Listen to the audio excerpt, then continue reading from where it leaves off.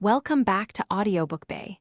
Today we're exploring one of the most transformative books ever written, and it's surprisingly short, but the ideas are dense and powerful.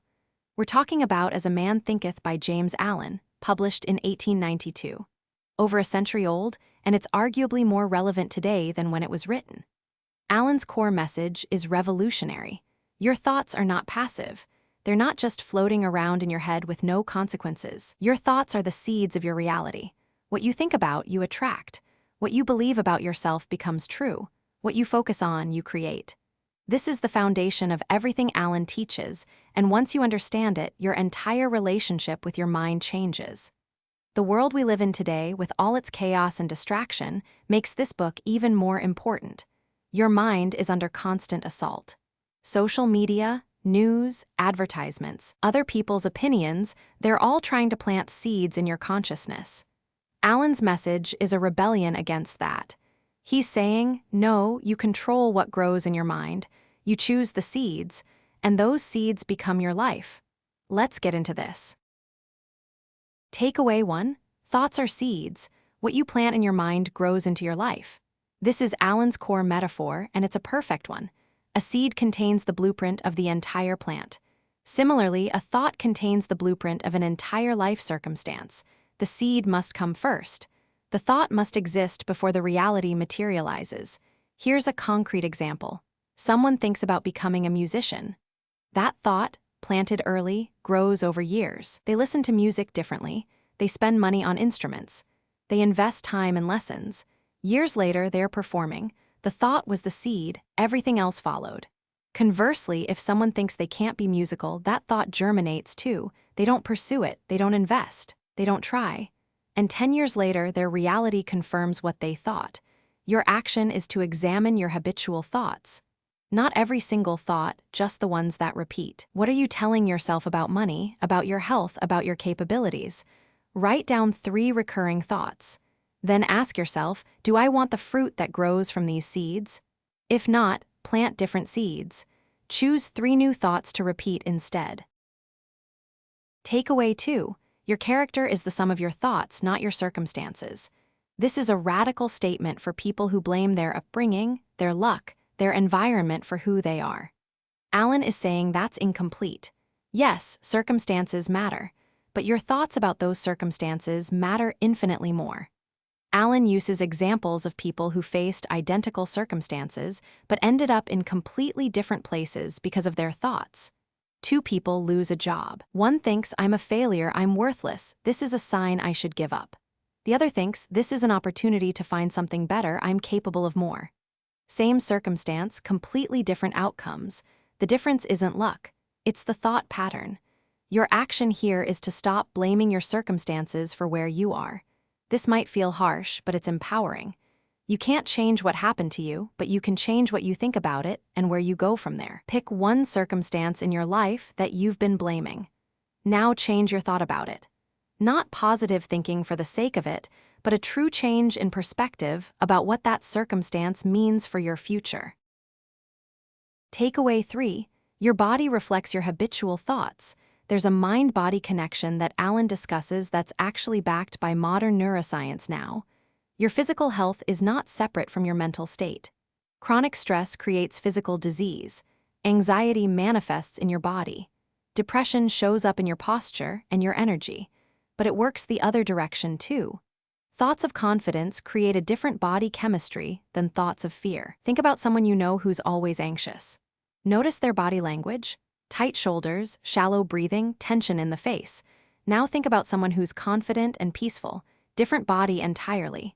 Same person, different thoughts, completely different physical manifestation. Allen knew this intuitively, and science has since confirmed it. Your action is to pay attention to what your body is telling you. When you catch yourself in worried thoughts, stop and notice your body. Are your shoulders tight? Is your breathing shallow? Consciously shift your thought to something you're grateful for, something you believe in. Notice how your body responds. This is the mind-body connection in real time. Takeaway 4. Purpose is a clear aim that directs your thoughts and energy. Allen talks about how most people are drifting. They're not aiming at anything. They're just responding to whatever comes their way. But when you have a clear purpose, when you've decided what you're actually working toward, your thoughts align. Your energy focuses. Your life organizes around that purpose. Let's say someone wants to become a writer. That's their purpose. Now their thoughts change. They start noticing beautiful sentences in other books. They pay attention to storytelling. They're drawn to writing communities. Doors open that wouldn't have opened without that purpose. Their entire attention shifts because they've planted the seed of purpose. Your action is to get crystal clear on your purpose. Not what sounds good, not what you think you should want, but what actually pulls you. What would you be doing if nobody was watching, if nobody was paying you? Write that down in one sentence. Then make a decision to align your thoughts and your actions with that purpose. Takeaway 5. Visions without work are fantasies. Dreams are important. Purpose is essential. But Alan makes this clear. If you're not willing to take action to do the work, then your vision is just daydreaming. This is the difference between the dreamer and the doer, and it's a crucial distinction. Alan points out that there are plenty of people with great ideas, beautiful visions, incredible dreams, but they don't work, they don't sacrifice, they don't persist, so their visions never materialize. Then there are people with clear visions who also do the work. They take action, they adjust course, they push through obstacles, their visions become real. The difference isn't talent or opportunity, it's work. Your action is to look at your vision, your purpose from takeaway 4. What specific work would move you toward that? Not someday. Right now, this week. Commit to 3 concrete actions that move you toward your vision. Not huge actions, specific, doable actions. That's where the vision becomes real. Takeaway 6. Serenity is the result of long self-discipline. People see serene, peaceful individuals and they think, oh, they're just naturally calm. They were born that way. Alan says no. Serenity is earned. It comes from years of disciplining your thoughts, managing your emotions, choosing your responses. It's not an accident. Think about monks or deeply spiritual people. They're not serene because life is easy for them. They're serene because they've practiced discipline for years. They've trained their minds to not react to every stimulus. They've practiced choosing their thoughts deliberately. Serenity looks effortless because the practice happened in the background. Your action is to commit to one discipline this week that will build your inner serenity. Maybe it's meditation for 5 minutes daily. Maybe it's journaling. Maybe it's spending time in nature. Whatever helps you calm your mind and gather your thoughts, do it daily. This is the beginning of building the serene character you want. Takeaway 7. Both suffering and blessings begin with thought. This is Alan's perspective on why some people seem to struggle more than others. It's not because the universe is punishing them. It's because their thoughts create suffering or create blessing. Suffering thoughts attract suffering circumstances. Blessing thoughts attract blessing circumstances. Here's what this means practically. If you're constantly thinking about what could go wrong, about fears, about lack, your attention narrows. You miss opportunities. You make poor decisions from a place of fear. You attract circumstances that confirm your fears. Conversely, if you're thinking about abundance, about possibility, about what you can create, your attention expands. You see opportunities. You make better decisions. You attract helpful circumstances. Your action is to notice your mental default. Are you naturally defaulting to fear thoughts or abundance thoughts? This week, practice shifting one habitual fearful thought into a possibility thought. Not denying reality, but reframing it toward what you can create rather than what might go wrong. Takeaway 8. You attract circumstances that match your inner state. This is Alan's law of attraction in essence, like attracts like. Your inner world, your thoughts, your beliefs, your character, they are magnets. They draw to you people and circumstances that resonate with them. You don't attract what you want, you attract what you are.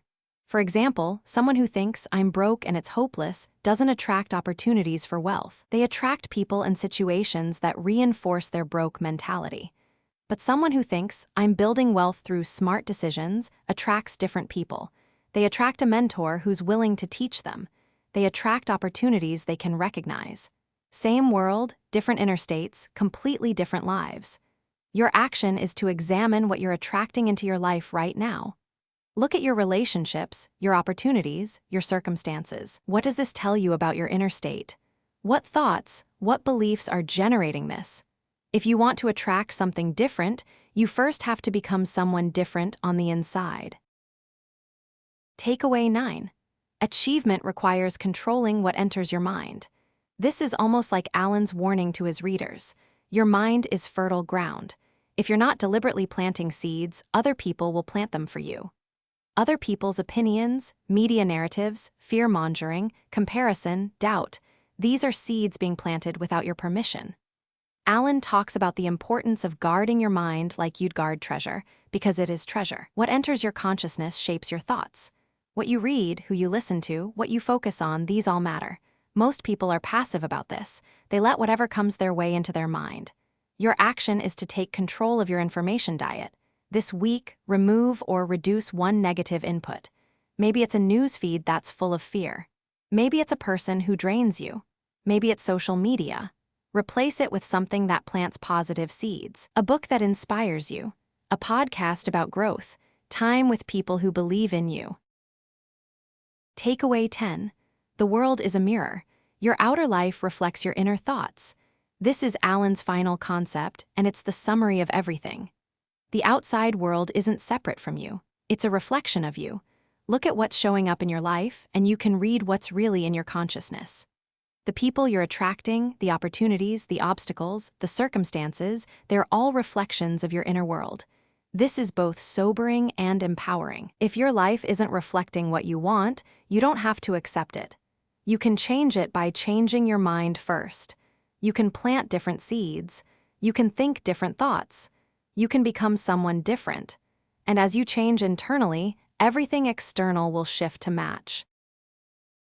So here's your challenge. This week, observe the mirror.